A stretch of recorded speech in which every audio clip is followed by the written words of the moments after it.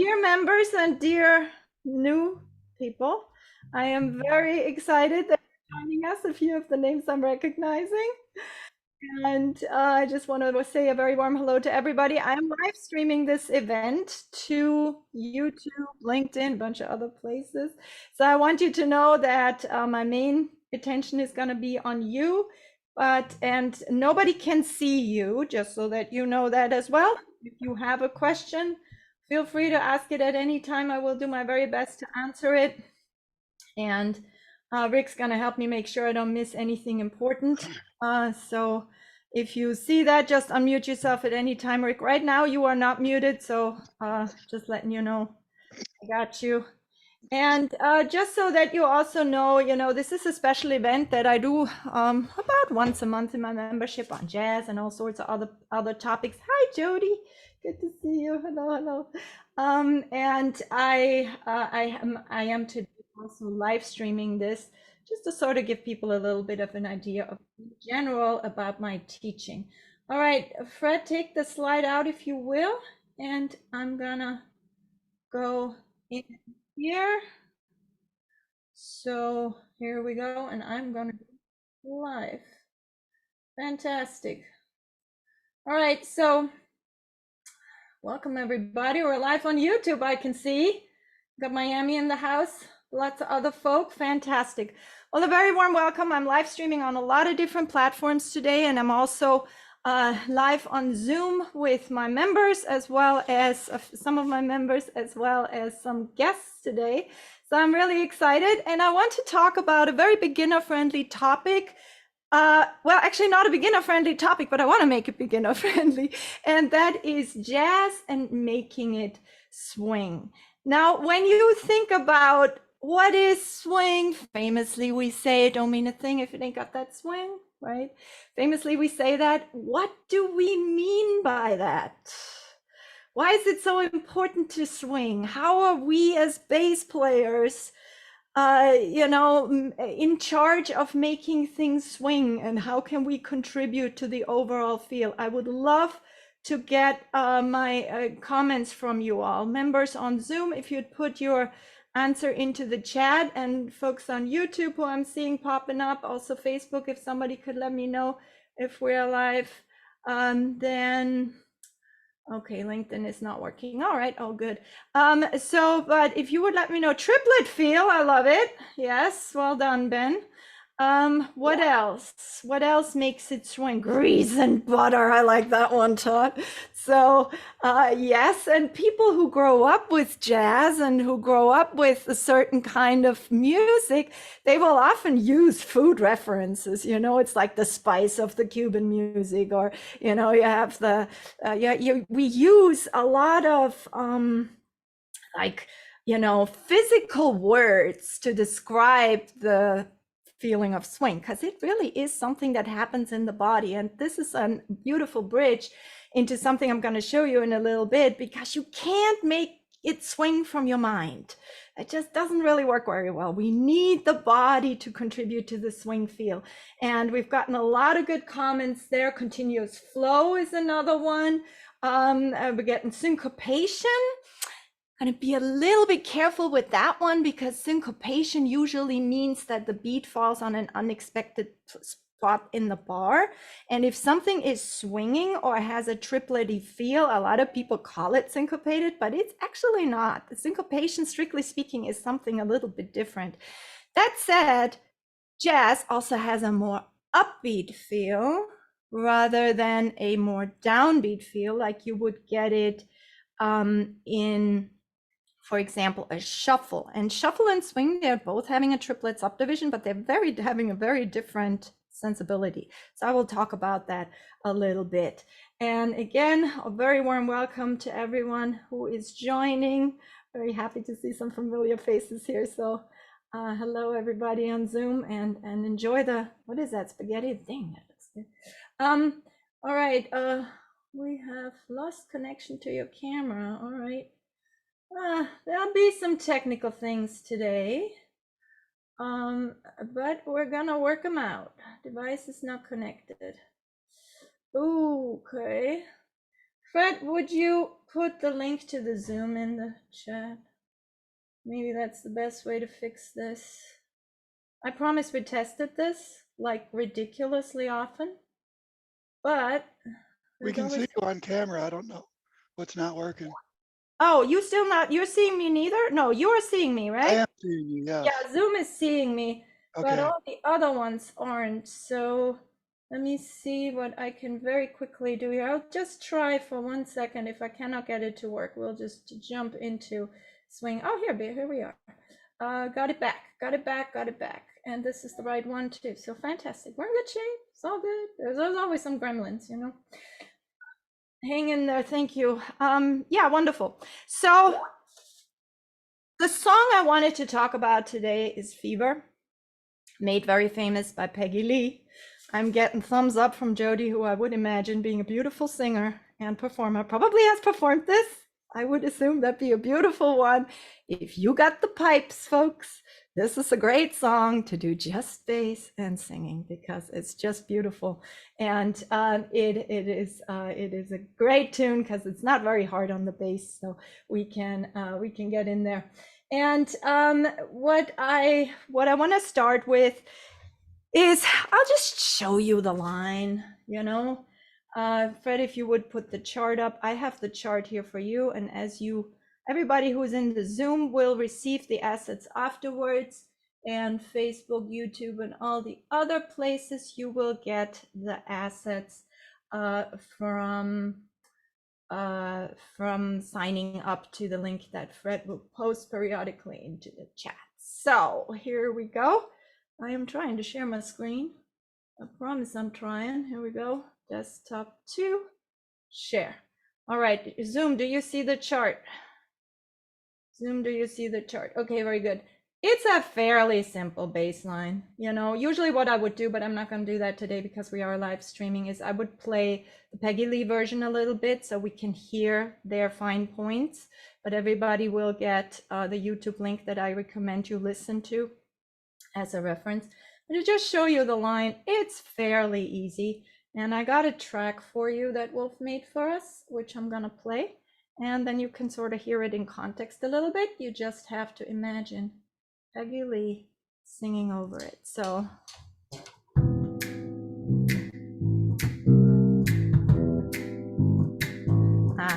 I see the changes don't give me the intro, but let me just walk you through it. So the changes are essentially, it's mostly A minor, but every other 8 bars we get that little turnaround to the E7.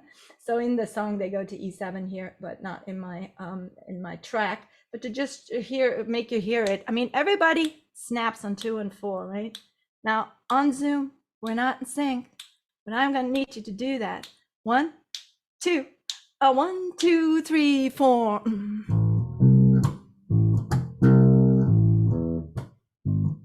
Let me start that again. 1, 2, 1, 2, 3, 4.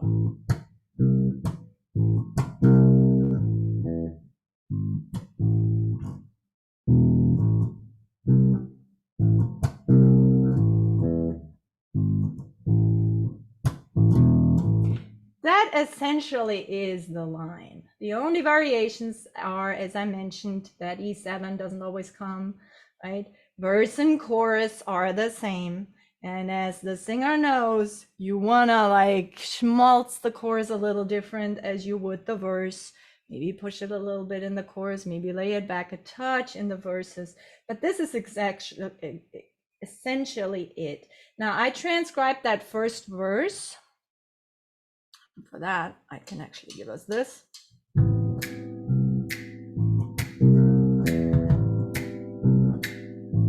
That's just a triad, right? For those of you that means something.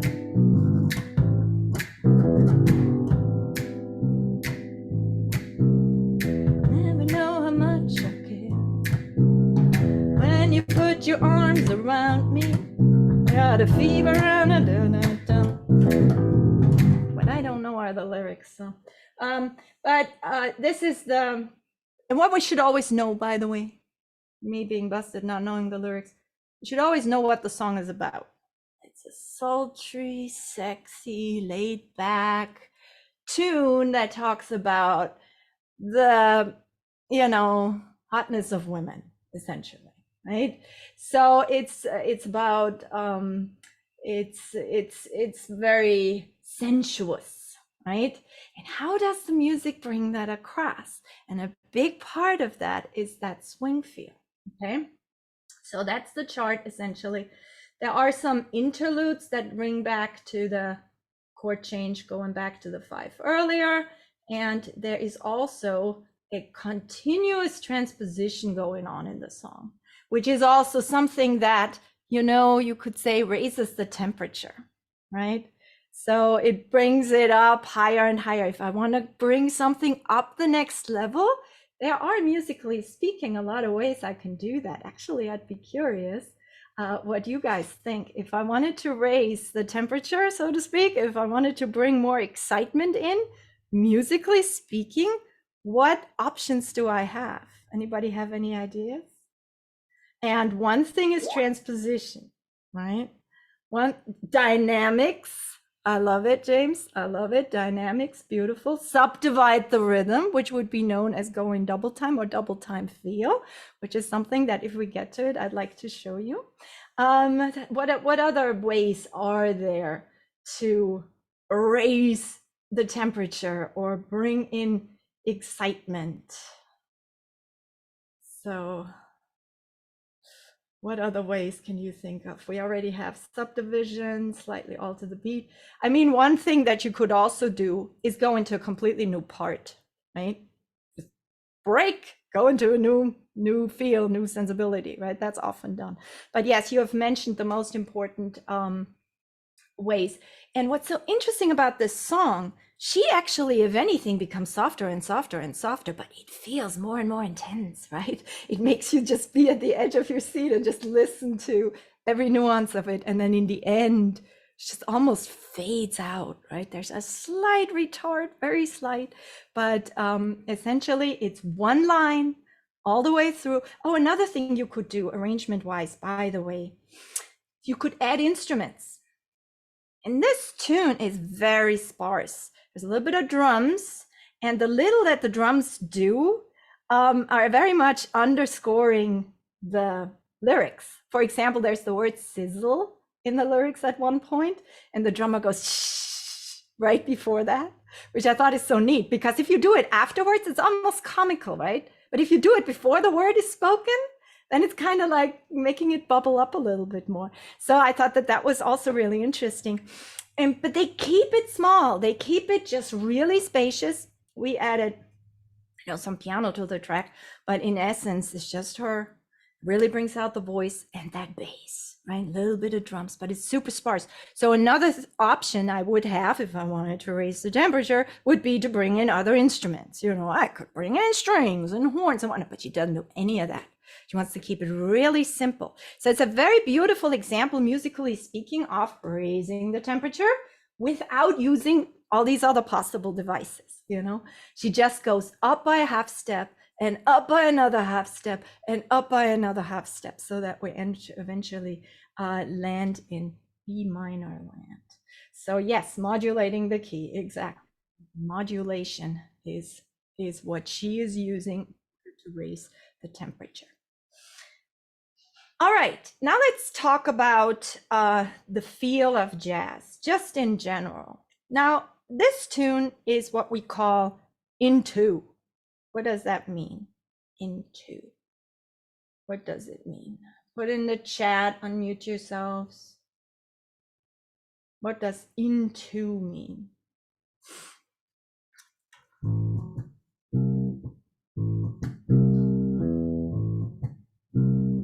Feel on 1 and 3. Actually, I would say half of that I agree with, and the other half I don't. Feel 2 beats per measure. Y'all are in the right direction. So we're getting some comments here. Feel 2 beats per measure. Feel on 1 and 3. 2 whole notes per measure. Yes. 2 whole notes per measure. You know, you're all very, very close and not technically speaking incorrect. But if we're really talking about the swing feel, I would wash out a couple of things here, or flash out a couple of things here. The feel, I believe, is more on 2 and 4 than on 1 and 3. but I am playing on 1 and 3. So am I playing whole notes? Well, not really. I'm playing a quarter note and then a quarter note rest and another quarter note and another quarter note rest. And this is so interesting to me because I had a student the other week who actually brought in this tune. And he's fabulous with, any kind of, he's just really great with shuffle and with a bunch of different, with shuffle and blues and R&B and, a lot of these more downbeat oriented music styles. And he had a hard time feeling the swing on Fever. And this was so interesting to me because if he was thinking it like if I think, that's a shuffle. That's also triplety, ternary, right? And when I play Fever, obviously I'm playing the 1, 2, 3, 4, 1, 2. Little variation, right? And then one time in the song he plays that entire fill, but it's in 2, right? And oftentimes when we play jazz, we play as a contrast to in 2, we play in 4, otherwise known as a walking bass, right? Otherwise known as a walking bass. So, and we as bass players, we don't do much, especially in a feel like in 2. But I still am responsible for this feel of making it swing. And the way I can do that is, for one, feeling the upbeats, even though I'm playing the downbeats. So I'm playing,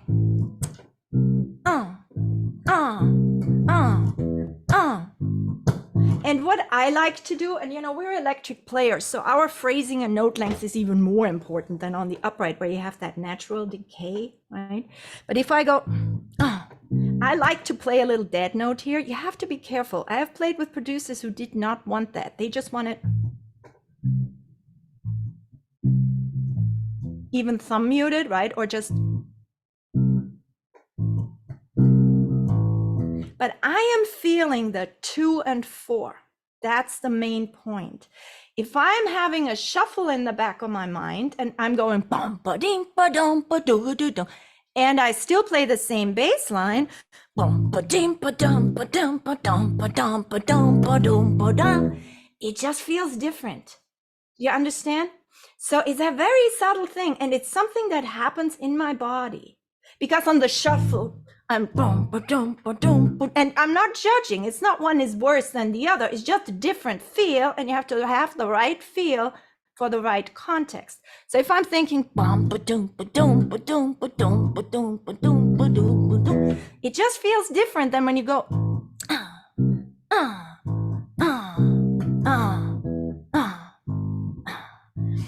If you have a hard time feeling that, one trick you can use on a metronome on 2 and 4, right? What's the tempo of that tune? We clock that out, 130. So what's half of 130, folks? Somebody help me out with that, 65. There we go, 65. Now that's a sparse beat. Is this loud enough, guys? Can you hear? 1, 2. Okay, I gotta get rid of that too. 1, 2, 3, 4. 1, 2, 3, 4.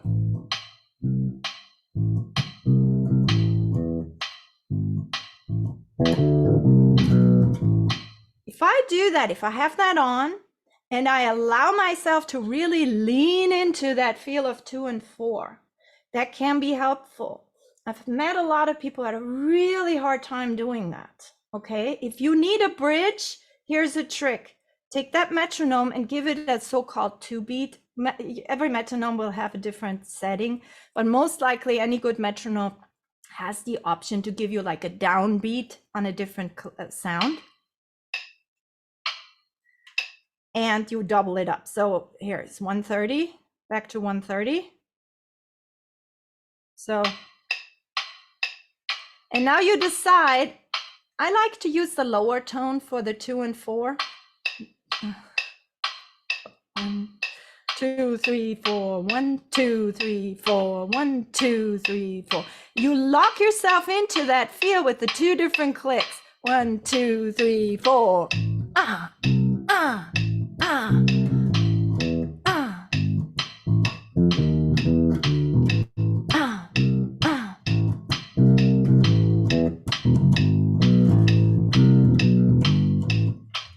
So that can be a bridge.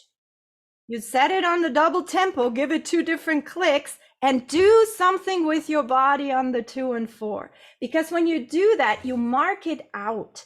And that really helps you to realize what the effect of that is, right? It really helps you mark out the 2 and the 4 while keeping it light. And I think, see if you're 1, 2, 3, 4, 1, 2, 3, 4. The 1 just comes a little bit too violent if you do that. And it's a very subtle feeling. So that's number 1 to make this tune work. Are there any questions about any of this? Any questions or comments? Feeling the 2 and 4, feeling the 2 and 4. That's a very important bit. Then the other important bit is to feel the smaller subdivision. Hey, I'm playing quarter notes. What do I care what's happening a layer below, right? So a lot of people have correctly said that something like swing is has a triplet D subdivision. And I want to help you with that. For one, when you listen to the tune by Peggy, snip along. There's no better drill than that to get. If you have trouble feeling that, just feel the 2s and 4s, because it's a very good tune to start out with, because the 2s and 4s are so pronounced in the, and I actually think I read somewhere that it was the producer who did that. So he actually got performing credit for doing that. So there you go. So she's doing it and the producer's doing it, and just snip along and see that you don't fall into the downbeat. But then the other thing is, underneath that 2, 3, 4 happens what I like to call the dingalas. Dingala, that's 3 syllables, right? I have a lot of goofy ways to help you remember things. I have a whole rhythm program that works with words, all sorts of weird mnemonics with funny names. But I have learned as a teacher that if you use funny words or mnemonics, they can really help you remember things. So I lean into them. And I'm just going to ask you to go with them, even if it's not terribly academic for the moment. But I'm going to say dingala. Because if I get 1 and a 2 and a 3 and a 4 and a, I'm all in my head. And I want to get out of my head. There's actually been research done how we perceive rhythm, how we feel rhythm. And believe me, once you start improvising and once you start going out of like a fixed baseline, especially relevant for those of you who are maybe just used to playing tab, just copying something down, right? You want to break through that. And one thing that's at the basis of that is that you feel the rhythm in your body rather than you're up here all the time trying to count your way into it, right? So I use those dingalas because they're a bridge between the head and the body. And then you want to listen to the tune and go dingala, dingala, dingala, dingala, dingala, dingala, dingala, dingala, bunka doo bum, ba-doo bunka digga digga digga da, right? It's like a 3, and I'm playing the first and the last when I do 8th notes, right? So let's be clear. When I do, let me see, I have a track that's just A minor.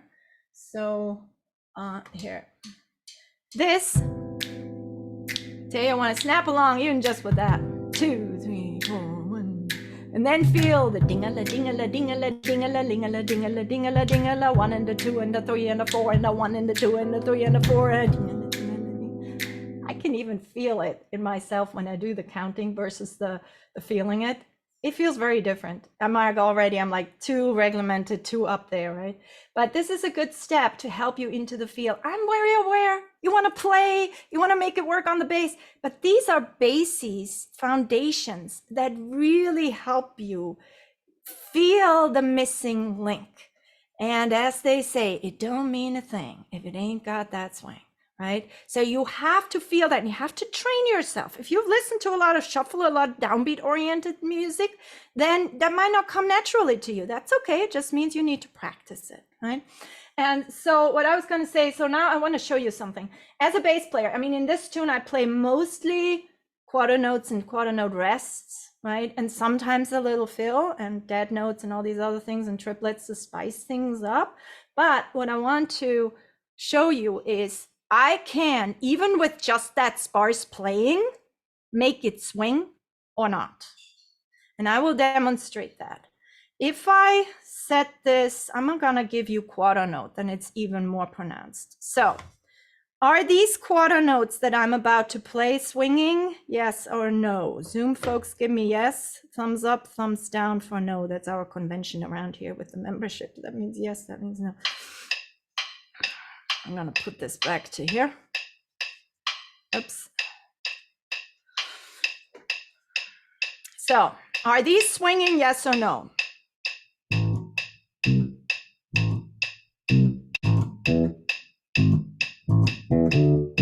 No. Versus these.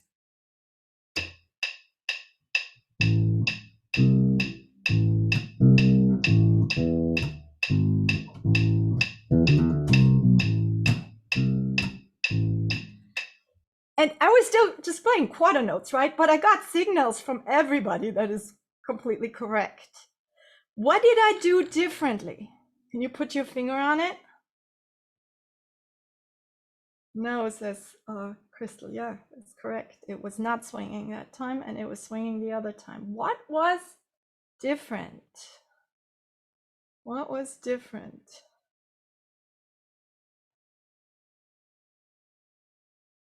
What was different? Increase note length, note length, note length. Yes. I could feel your silent upbeat. I love that one, Mahesi. Yes. Note length. A lot of people putting their finger right on it. Value of the quarter notes. Yes, Todd. Absolutely. Yeah, you also loosened it up as far as being on the beat. I was not trying to be off the beat or laid back or anything like that. It might slightly come with that, but that wasn't my intention. This is also something you could potentially work with. But yeah, no, the main thing was the length of that quarter note. And what happened in my mind? Well, in one version, I was thinking up and down, 1 and 2 and 3 and 4 and 3, ba, beep, ba, ba, beep, ba, ba, ba, ba, ba, ba, ba, ba, right? And you know, the simplest way of getting your way, again, we're talking about getting the rhythm into your body, right? Because that's where the swing is. Just do this. Here are my quarter notes, and then put your hand up, and there are your eighth notes, right? And if I hold my note for the length of where I'm down here, I'm not gonna swing because I'm locked into a straight subdivision, right? So how about if I go dingala, dingala, dingala, dingala, right? Now I'm gonna have to say dingala in the space of one beat. So even though this is not a fast tune, it feels kind of fast. Dingala, ding. Dingala, dingala, dingala, dingala, dingala, dingala, dingala, dingala, dingala. And now I'm gonna play or.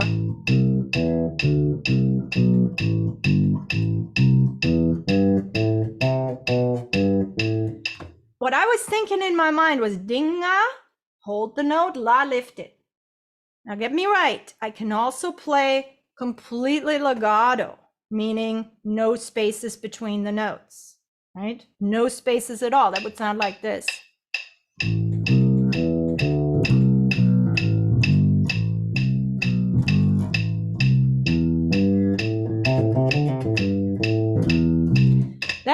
That can swing just as well. But whether I make spaces or not, in my mind, I'm going dingala, dingala, dingala, dingala. And I'm feeling that so loud, it becomes almost like a heartbeat inside of me. And that's what gives you that little train track along which you do everything from little burps and little dead notes and little embellishments. And it translates somehow. Do you know what I mean? So it's a feeling you want to cultivate. The ternary subdivision, the upbeats, just to summarize everything we've talked about so far, right? Ternary subdivision, you want to feel it by saying something like dingala, Amy Nolte, whose piano channel is wonderful, great piano player on YouTube, she says chunka, chunka, chunka, chunka, right? Whatever you do, you have to make it something physical. Dingala, dingala, dingala, dingala, dingala, dingala, dingala, dingala, right? That is something physical. With words, I can get into the body.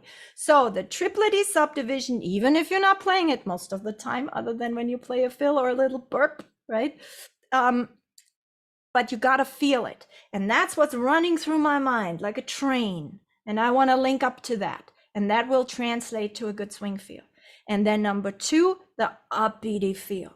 Not 1, 2, and 3, and 4, or dingala, dingala, dingala. But it's rather dingala, no, 2. So 1, 2, 3, 4, dingala, dingala, dingala, dingala, dingala, dingala, dingala, dingala. Right? So the 2 and the 4. Now I will also say, if you just watch what the body does when I do up and down, in my mind, it's a square thing, right? It's square, feels square. Again, this is not a judgment. I love music that's straight, right? It's just, it fits at the right moment, right? It just has a more up and down feel. Also, when you watch the dancers. Now, as soon as you have a subdivision of 3, ternary, ding-a-la, it's like a waltz. And what do people do when they dance in 3? They start turning. So in my body, the non-swing straight is a square feeling versus the swing is a round feeling, right? Ding-a-la, ding-a-la, ding-a-la, ding-a-la. It's like even my head does it, right? So these are some tips that are hopefully helpful to get into the swing feel. And now, again, my encouragement, listen to a lot of tunes and do it along with it. Go to shows, watch people play live, and just find the 2 and 4, snip along with it, and find the dingalas. It's so educational. And then when that starts to feel a little bit more comfortable, you can play a simple line like dingala, dingala, dingala, dingala, dingala, dingala, dingala, dingala, dingala, dingala. So that would be my advice for swing feel. Any questions, wishes, concerns about that? The dingala feel. And I've been to so many universities and places, and very few people actually talk about how to get the swing feel. And I know it can be very frustrating when you really want to learn and you're sort of feeling you're not quite there and you're listening to yourself and it doesn't sound as cool as when, some of the people you admire play, and you're constantly trying to figure out what is it that they're doing differently. And then you'll get, people sometimes will say things like, well, you either got it or you don't, or you got to grow up with it, else you could never learn it. And that just always hurts my heart, because if you think about what exactly happens, you can learn it, you can add it to your repertoire. And it's absolutely possible to learn it. So yeah, I hope that bit was helpful. I'm going to talk about another part of playing jazz.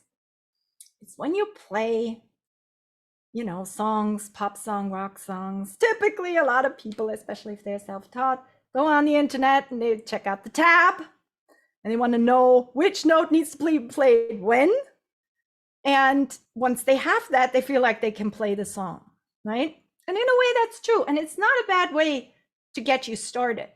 But at some point, you will reach a point where you feel like, well, I don't really know what I'm doing. I don't really understand how I could break out of it. If you see somebody else play Fever, the bass line is so simple. But if you go to a jam session and people break into Fever, they'll do all sorts of things. They'll start walking in 4. Somebody might say bass solo, right? And what do you do? And so you feel like this coloring by the numbers thing gets you, i.e. tab, gets you only so far, and you might want to break out of it and discover your own fills and your own feel and your own way of getting it out there and your own, put your flavor in there. And that's what I hear a lot of musicians, say. They go, my God, I wish I could do that. I could just, play a fill or play a song I've never heard before, just because somebody goes, hey, it's a 1, 6, 2, 5 and goes to the 4 in the bridge. Go, and a musician knows what that means. So for that, you need 2 things. You need music theory and you need to know the fretboard. And I will just casually point between the two books behind me there that talk about these two important bits, because when you know music theory, it just decodes what it is you're doing. And I've met so many people. That's why I wrote this book, because if you crack open your typical music theory book, it's on page 1, it's like treble clef, bass clef, and page 2 is like the rhythm pyramid, and every good boy does fine and all that stuff. It's important to learn to read. I'm just saying, most bass players run for the hills when they see that, because it feels like it doesn't relate to who you are and to what you want to do and to what you already know. And if you have played a bunch of songs on the bass, you know way more theory than you might realize. You just don't know the names for it, right? But anybody who has played, that's a minor pentatonic, you probably played that song, and many others. That's the guitar plays that, not the bass. But that was a minor pentatonic, and the latter was a major pentatonic for my girl, right? So you might have played it, and when it comes along in a different way, you might have said, there's got to be some formula under this. Yeah, that's all music theory does, right? And a lot of people who are excellent musicians, and then you ask them, about an altered scale or some advanced theory bit, they go, I don't know what that is. But then you hear them play it. A lot of fantastic musicians just have their own vernacular. They have their own way of organizing it. They might not have that, same name as it's in the book, but they have a way of organizing theory, and they have a way of organizing the fretboard. So my whole idea with this book was I wanted to meet most bass players where they're at, meaning they know some shapes on the fretboard. They just don't know the names for it. They just don't know how it, relates together. And they want to. They realize that if I learn that code, then I can advance, and that is the truth. And so music theory. And in terms of music theory, this tune, Fever, has 2 chords. It's got a 1 chord on the minor 7, A minor 7, and a 5 chord every 6 bar, every so often. And that's the 5, right? It's not even diatonic. It's some sort of diatonic. Some people consider the dominant 5 to be diatonic, but I don't want to get into the weeds. But what's important is I got 2 chords, A minor 7 and E7, right? And then you must know that there are certain shapes that go with these. A minor 7, those are triads, those are shapes. Like in my book, I start with the intervals. We learn all the intervals like Lego pieces, right? And then you can put them together in a certain way. Well, minor third plus a major third on top, that's your minor triad. And another minor third on top, we got a minor 7, right? And then when you know that, you can already do a lot, but you really start cooking if you know this everywhere on the bass, up and down, backwards and forwards, and that's what we do in the pattern system. So I just wanted to give you one quick example so you understand how much this can help. And I'm gonna go on my screen share again, and I'm going to show you up and down the neck what the A minor 7 looks like. A minor triad, sorry Fred, A minor triad. So if you look at the A minor triad, we want to know this backwards, forwards, and sideways, please. Okay, so I'm gonna share my screen here if I can get it together. And here would be the A minor triads, the way I love to teach that stuff. And let me put these 2 side by side. A minor triads and A minor 7. And it's so educational to see that. And you might know these things in theory, and you need to know them in theory first. So if you have my books, if you're interested in reading them, start with the theory book.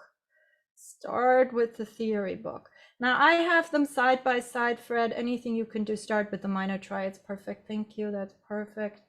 And so these are the shapes of the A minor triad all across the neck. And my critics often say, gosh, Ari, then you're staying just in one place, right? Because we practice these systematically, one step after another, one area after another. There are 5 areas that are defined in my system, and you just go area by area, right? and you're just staying in one position. Well, I don't have to, because the beauty of this is, if I really do my homework and I learn what to do, then, you know I can play it. I can play it in area by area. I'll put the thing up in a second and show you, but I can also do things like this, you know. I can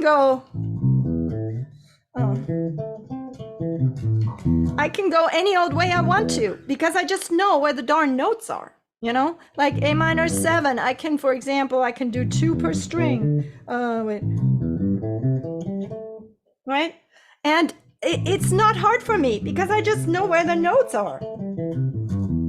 And I can do it diagonally. I can do 2 notes by string. I give myself goofy assignments, you know. I'll do most of it down here, and then I walk up on the G string, or maybe I want to go as much as I can on this string and then go here, right? And do the rest of it there. But you need to know these notes everywhere on the bass, no matter where you are. And that's where the system is extremely powerful. So this area by area is just a phase, right? Once you know it, you transcend it. That's the goal, because you want to know it all across the bass. So you don't need to just be locked in. This is just a stepping stone. And later in the book, I think it's chapter 10 or something, we do diagonal playing and shapes within shapes and all sorts of things. But essentially, the method is based on 5 distinct shapes. All right, let me put that triad back up. So I'm going to play this for you here for a second. The zoomers, if you want to make my picture bigger, I believe there is a little line that if you just mouse over my picture, you can pull and direct how big you see me versus how big you see the screen share.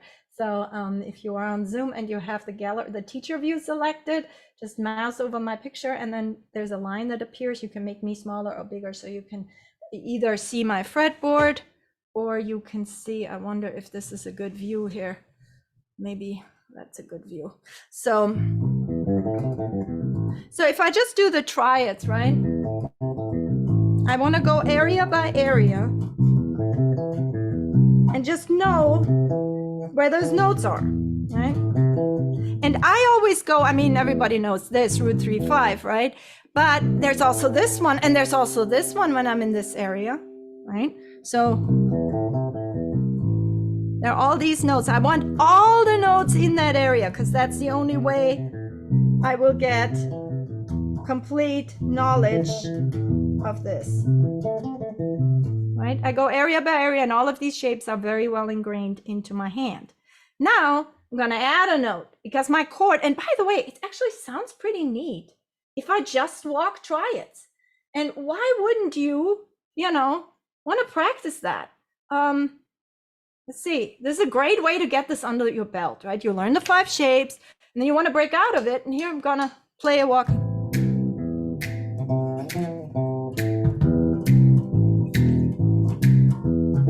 I'm just going up and down the neck, just playing triads.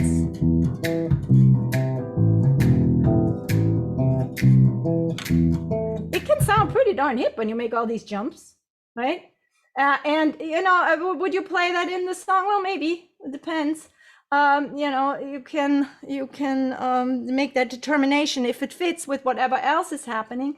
But I can tell you, talking about what sounds good in terms of a walking bass, what sounds really good is if you have a certain idea for one chorus, and then you have another idea for another chorus, right? And then you have yet another idea for the next chorus. And I love doing that, just doing a chorus of just triads, or maybe 4 bars of just triads, right?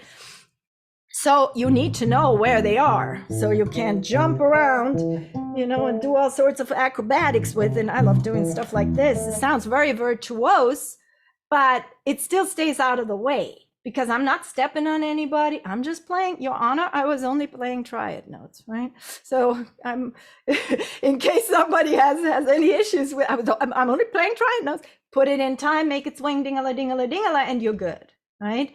But this is just one way. There are many ways how you can build a walking bass line. You can use chromatics, you can use triad tones, you can use 4-note chords. Okay, let's use the 4-note chords. I'm going to go back to the screen share, and Fred, if you would put up the dominant 7 now, I mean the minor 7. So now all I did was, you know, in my method, I make you work for it. I'm not just putting it in front of you. I make you draw out all these diagrams. There are some people here in the Zoom who have been through several levels of my pattern system. It is so much more valuable if you write it out yourself rather than me just putting it in front of you, right? You need some of that to understand it, to get you started, but I'm not putting it in front of you in every single key. And I have critics who think that's an awful thing to do. I'm supposed to like put the funnel on top of your head and just get it in them. But I don't agree with that, because I know when the student sits there with my pad on paper and they get extremely concise instructions what to do when, they will draw out their little shapes and they'll make a mistake and they'll think it through. And that's how you learn the fretboard. You don't learn it just by regurgitating, you know? You don't learn it just by reading tab till the cows come home, or by reading pages and pages and pages of arpeggios and things like what other books do. And again, I'm not advocating for not learning to read. I think it's incredibly important, but my order of learning to read would be learn theory first, learn the shapes and the sounds, then learn it on the fretboard, and then reading is just an afterthought, because you can relate everything to the root, which is what these diamonds are here, by the way. The diamonds are the roots and the gray dots here are the sevenths. So you'll see, and if people do that themselves, they really learn it. And it's wonderful when you make a mistake, because then you'll always remember it. That's how it oftentimes works. So you see how these shapes here, A minor triads by areas, right? At the 7. Now I can do the same drill. You know, first of all, you want to just practice them bit by bit, you know. And if you know your pentatonic scales, this can be a little tricky, because the A minor pentatonic is exactly that, plus one note, plus which note? If you play an A minor 7 chord, D, yes, 4, yes, I'm getting hand signals from my crew here. So it's, if I add one note, meaning the 4th scale degree, then I have a minor pentatonic, right? And we practice the minor pentatonic also with shapes, right? But under your fingers, you may have this kind of shape. And to have this kind of shape without this D here under your belt, it's just a different feel, right?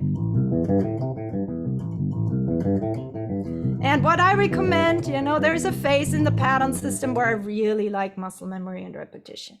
Usually I'm not a big fan of just rote learning, doing some over and over and over and over and hoping for the best, right? There are way better ways to practice. But with these shapes, you really are involving the kinesthetic, meaning the felt sense. And this, you just want to get it under your belt, right? And what do you need to know? You need to know the shape, and you need to know where the roots are, those diamonds in the diagram, right? So the roots are here, and then I just play. And then you want to know this cold, all the way up the neck, right? And all I'm doing is I'm playing these shapes. There are many different ways how we practice them. So if I let you see this again, Zoom, if you want me bigger rather than the screen share, then you can just pull me wide. But one good way of practicing it, for example, is to practice all of these going up. Right? So all of them just going up. Then you do the opposite. You do the opposite. You go from the top down. Right?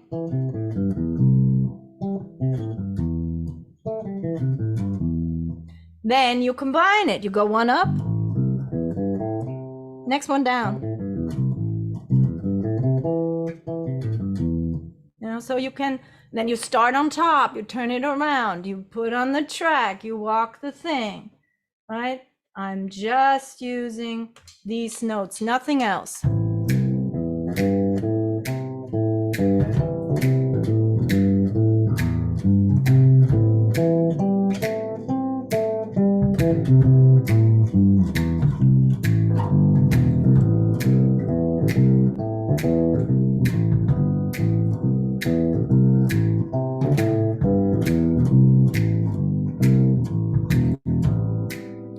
So that's just those notes, and they all fit, and you stay out of the way, and it will always work, right? And then a lot of people always tell me, gosh, you're flying all over the fretboard. Yeah, but it's, it's a step-by-step process. I learned it. And I don't know any other way, quite frankly, than to do it systematically. And the way I think of it, there's a system, you do step by step, you do every single area on the bass, you force yourself for a while to stay in one area, right? I have some advanced players in my groups, and they always, because they are fit players, they want to go into the areas that they're most familiar with, right? But you eradicate all your black, dark, gray zones, right? So bit by bit, and it's just a systematic thing. And the goal also, I should say that, is not that you are, the goal is not that you can geek out on those patterns. And there's some of that in my pattern system. We always go like, could it be, you could fit this pattern here, and why are you calling it pattern X and Y and Z and all of that? And it's wonderful to geek out, but the goal is to know the fretboard. So I know some systems have 7 shapes, some systems have 5 like mine, some have 3, they go by micro shapes. How you really do it doesn't matter as long as you stay consistent from beginning to end. And that's why I laid it out with 5, because I think when you know the 5, everything that flows from that is really easy to create. So we have 5 shapes, not 7. It's when you've done it all the way through, then you just have, you can float between the goal is knowing the fretboard. The goal is not to be like sounding smart in a conversation. The goal is knowing the fretboard, and that's what we are 100% committed to with this method. So any questions about this? So just to recap what I just went over, I was talking about the importance of knowing music theory, because it enables you to understand which notes have certain effect. I could talk way more about this, because obviously you can use way more than just the triad notes or 4-note chords. You can use chromatic approaches. You can use, little rhythmic stuff. There's lots you can do, little burps, as one of my students likes to call them, embellishments. You can do a lot of different things to liven up this groove. But at the basis, you need to know where your notes are. That takes so much of the stress off, folks. It really does. You're poking around, it's like, where are my notes? Oh my God. It's very, very stressful, versus when you just, in my mind, they light up all over the fretboard. There's no A minor 7, they light up. And then there's this E7, so those notes light up. And that is what you want. So that's a good goal to have. There's so many more things I have here on my list, but I think I will cap it here. Those of you who would like the assets, if you would like to watch the replay, if you would like access to the jam tracks, please put your name into, everybody on Zoom, you will get this anyway. So that is included in what you're having anyway. And even if you're a guest on Zoom, I got you covered. But Fred will post the link in where we can get all these assets. If you just sign up for the registration, I got you. So I will make sure that you get that. We'll probably get on that quite right now. So yeah, Fred's already posted it. Thanks so much. We want to make sure you get that. I don't know why that only went to, oh no, it did go everywhere. All right, we're good. So yeah, any questions, wishes, concerns? What are your challenges? Anything I can help with before we tie this up? Let me see if there are any questions here on Zoom. Please pop them in the chat. Speed, oh yeah. That's a good one, Jody. So part of what speed is it's a combination of technique in my mind and knowing it in your mind. So the fingers can hold you back, or the knowing what it is can hold you back, right? So it's a wonderful question, and a little bit of a deeper answer than I'm prepared to do right now. But with things like this, what you can do, here's a good tip. I'll give you one tip. what you can do with the metronome that actually works.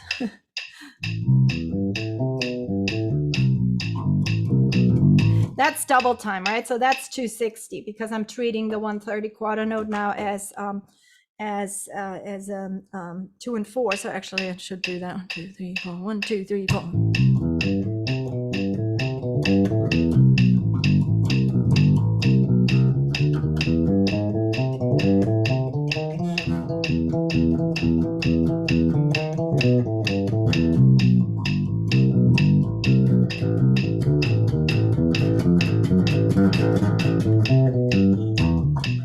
So you can, the idea is, whatever you can do, so this is how I would recommend you practice this. Do like 2 rounds of the 2, 3, 4, 2, 3, 4, you do.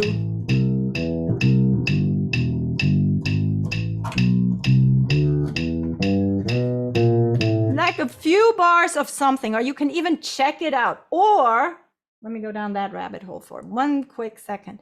Write out a walking bass line for 4 bars. Write down a walking bass line. You can, in our jazz classes, we go very, very regimented. We go, okay, half steps, enclosures, you know, certain ways how you can liven up a walking bass line. Write it out and then practice it at this tempo.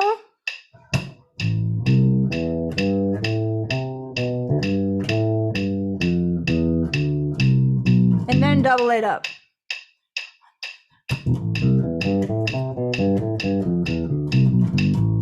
Right?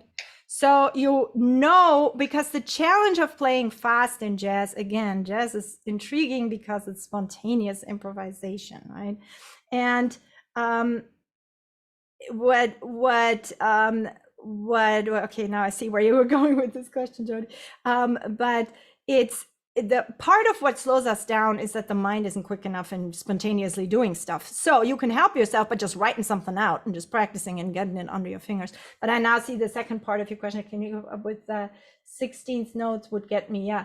You know, that's my technique book and course that's on the way. But I will address it in our regular membership.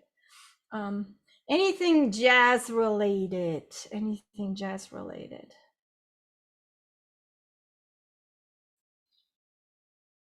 All right, everybody. Then you're welcome. You're welcome. Fabulous, fabulous. So we did pull this off. We were streaming to, I think 1 channel didn't work, but everything else worked. So I'm thrilled to just test this. Everybody who tuned in just to check this out, thank you so much. I'm at arispaceblock.com. If you would like the assets, please put your name into the registration. Everybody on Zoom, you will receive the assets, the replay, the jam tracks, the diagrams and PDFs. And I love teaching. I love doing this. Nothing fires me up more than people eager to learn. And so thank you for your time and for your attention. And please keep swinging. Ding-a-la, ding-a-la, ding-a-la. Cheers, everybody. Have a wonderful Sunday.